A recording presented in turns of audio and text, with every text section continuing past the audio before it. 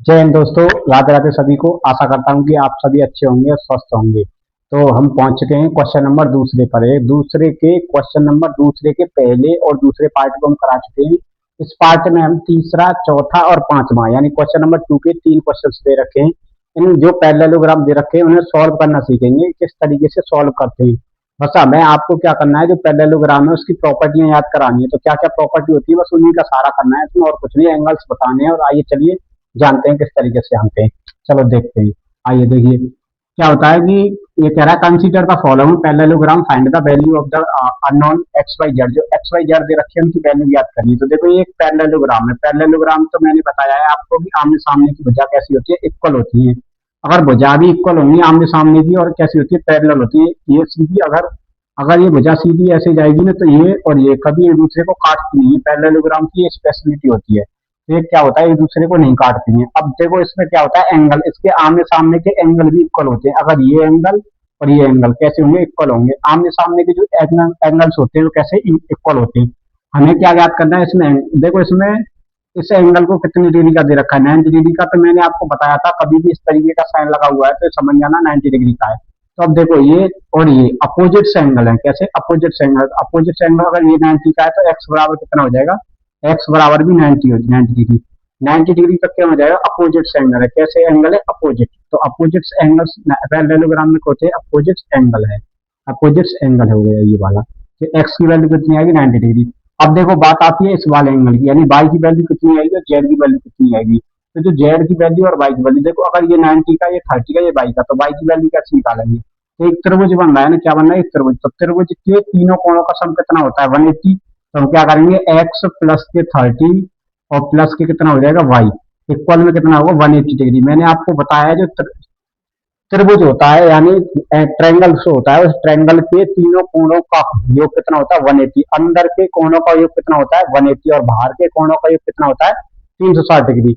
तो आइए देखते हैं। तो हमें क्या अंदर के ज्ञात करने हैं। तो एक्स का कोण कितना दे रखा है, 90 डिग्री। तो 90 डिग्री रख दो यहाँ पे, प्लस के 30 डिग्री का 30 डिग्री चार दो। वाई का हमें क्या करना है, निकालना है। तो वाई लिख दो, इक्वल में कितना हो जाएगा, 180। अगर इन दोनों को जोड़ के इधर पहुंचा दोगे तो कितना आ जाएगा, यानी 180, और ये कितना हो जाएगा, माइनस के 120।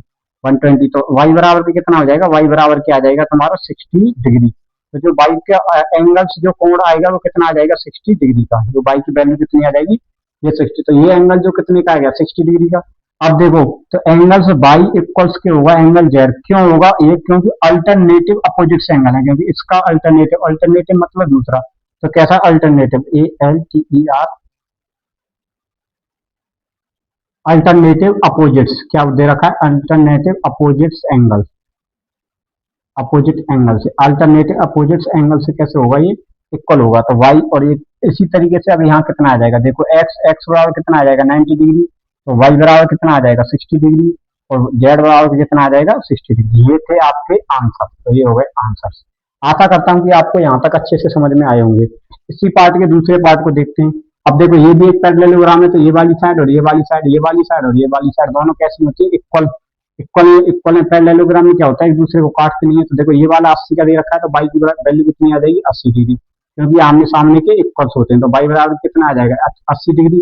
अब बाई बराबर 80 डिग्री आ गया। अब मैंने आपको बताया है कि एडजेसेंट एंगल होते हैं 180 डिग्री के होते हैं। तो ये कितना दे रखा है, एंगल एक्स वाला और एंगल 80 वाला।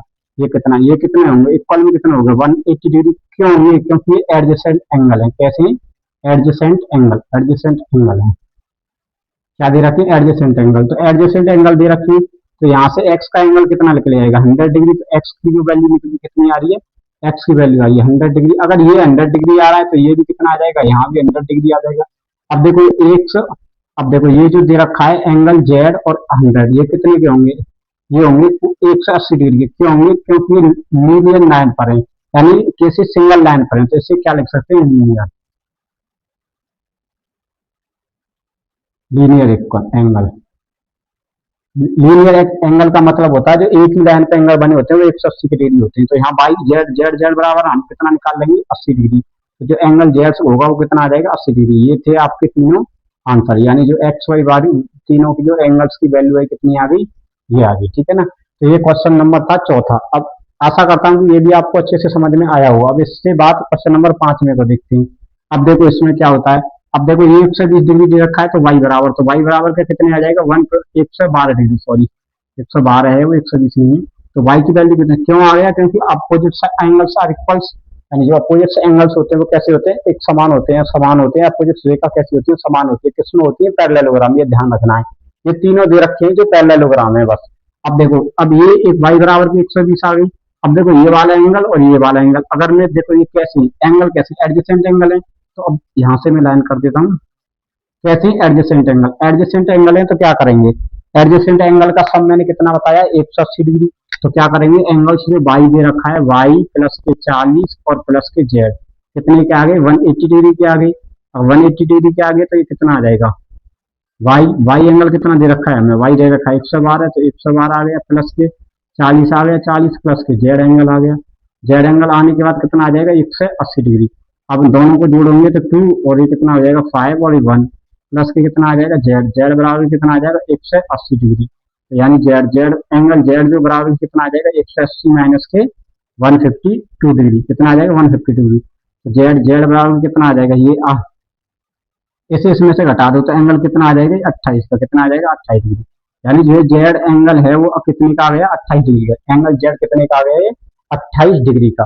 अब देखो एंगल जेड हमें कितने का मिल गया 28 डिग्री का, 28 डिग्री का मिल गया ना, 28 डिग्री का। अब क्या ज्ञात करेंगे हम, अब ज्ञात करेंगे एंगल जेड और कौन सा एंगल एक्स बराबर के एंगल जेड, कैसे जेड होंगे alternative opposite, alternative opposite angle से कैसे होंगे इक्वल। तो एंगल जेड बराबर के कितना आ जाएगा 28 डिग्री। ये थे आपके आंसर्स तीनों। तो आशा करता हूं कि आपको क्वेश्चन नंबर 2 के 5 क्वेश्चन अच्छे से समझ में आए होंगे।